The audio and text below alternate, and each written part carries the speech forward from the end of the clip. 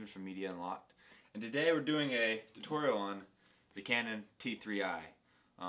I personally think that it's worth the extra $250 for this camera, and I'm going to go over some of the features that makes this specific camera, the T3i, worth the extra money.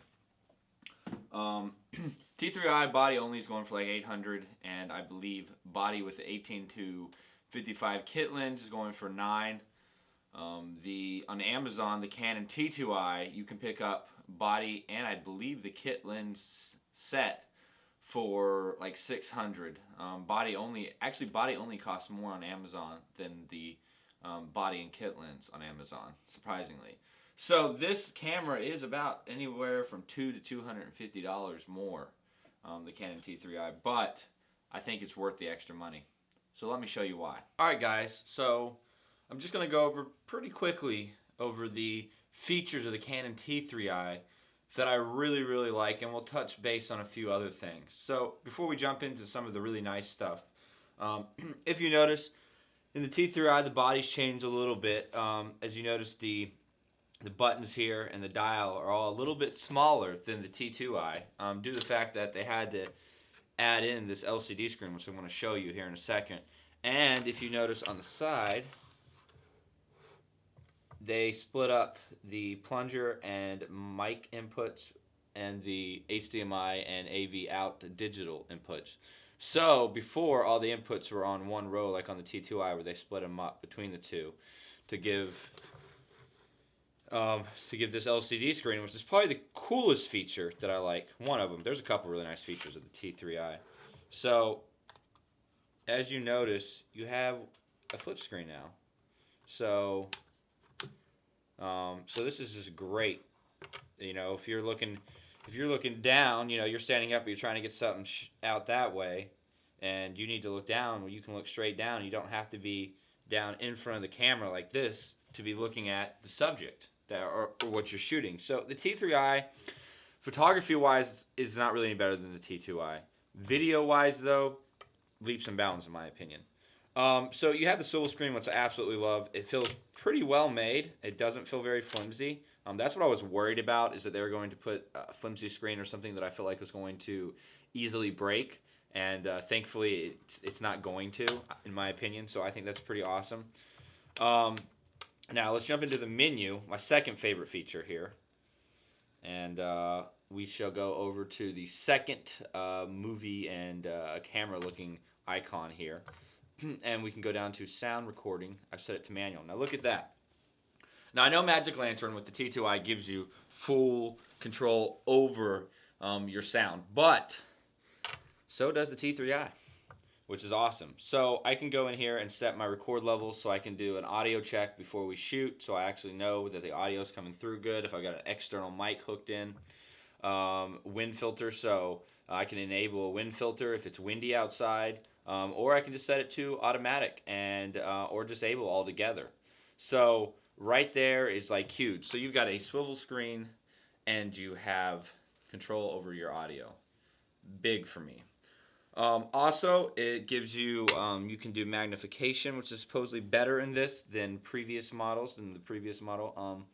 So that's another really cool feature. If you notice, if you actually press this plus sign, it will magnify it. But you can actually get, if you hit Q down here and then you go over to these video settings, you can actually switch it to 24:310 on, so it's already the zoom's magnified for you, and the quality is still just as good in my opinion. So that's a really awesome feature.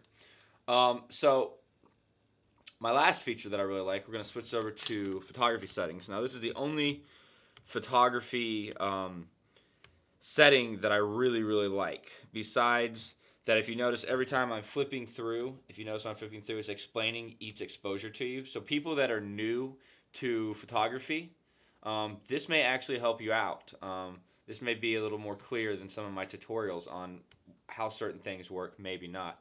So if you see, I have the help thing turned on. I don't know why I haven't turned it off, but I think it's pretty cool. So every time I do something in the camera, it actually explains it to me. So it helps me if I didn't know what I was doing already. So we're in manual, and And this is for probably a little more advanced photographer probably would use this, not so much someone that's just getting into photography. All right, so we're going to hit menu, then we're going to go down to at the very bottom where it says flash control. We're going to go on and click on flash control. Then we're going to scroll down to built-in flash functions. Now, before we jump into that, what this does is it gives you external flash, kind of like the Cowboy Studios, Radio Poppers, Pocket Wizards. Now, it's not going to be as good as that, but you don't have to go out and buy these external transmitters and receivers because you can control all your flashes right here with the Canon T3i, which you couldn't do with the T2i. The only thing you could do with the T2i is have full control over your top flash right here, which you still have that with these settings, but you didn't in the Canon T2i have the option to control external flashes. Like if I had 2 or 3 430 EX2s hooked up, I can control them right here from this camera. So it's actually just, it's amazing. So what we're going to do is we're going to built-in flash function settings. Now, you have a couple of different function settings. I've set mine to custom. You can set it to easy wireless or normal firing. I go on and done custom because I like to have full control over what I'm doing. I have my flashes set to ETTL, but I can go in and manually set up my flashes as well on my flash, and it will just go by my manual settings that I've set up on my flash. But ETTL is kind of like an automatic flash setting, and we'll just keep it at that for now. Depending on if I don't like the light I'm getting, then I'll go in and manually set it. But usually ETTL is pretty smart, and I usually just stick with it. Now, you have the option to do, if you notice, external flash and your on-camera flash, or just the external flash. So I have mine set to just external flash. I'm doing one channel. You can do multi-channels if you want. Firing groups A and B. So if you notice on your flash, like your 530 or 430, 580 or 430, you have the option to set it in alpha, bravo, as far as grouping. So I have mine for A and B or all. And then you can, your exposure is right here, your ratio. So depending on when it will go, the ratio, like how strong it is. So it's full 1/1, 1/2, 1/4, 1/8. So it's awesome. You just have so much control here with the Canon T3i that the T2i doesn't really give you. Unfortunately, Magic Lantern hasn't come out with anything, and they're probably not going to come out with anything anytime soon. So that's kind of going to suck because if you could have Magic Lantern on the T3i, this would be by far the ultimate camera, hands down. So if you guys have any more questions about it, I kind of just touched on what I really liked about the T3i, what makes it worth the extra money for me. I'm not really going to do a full review on it due to the fact that the T2i is so similar to the T3i that pretty much everything that you can do in the T2i, you can do in the T3i. I kind of went over all the new features and functions of the T3i. But anybody that has any questions out there, feel free to ask. Again, check us out on Twitter at DAVIDDIMAGES. I don't update as much as I should, but I do update when I'm coming out with a new video series, you know. So like a lot of people knew that I was doing the T3i review, I was doing a software review, and I was doing week 3 with Neil Kesterson, all back on Friday and Saturday. Where if you weren't, you know, plugged into Twitter, you don't really know that these videos are coming out till they come out, which is cool if you just want to wait for it to pop up in your subscription box.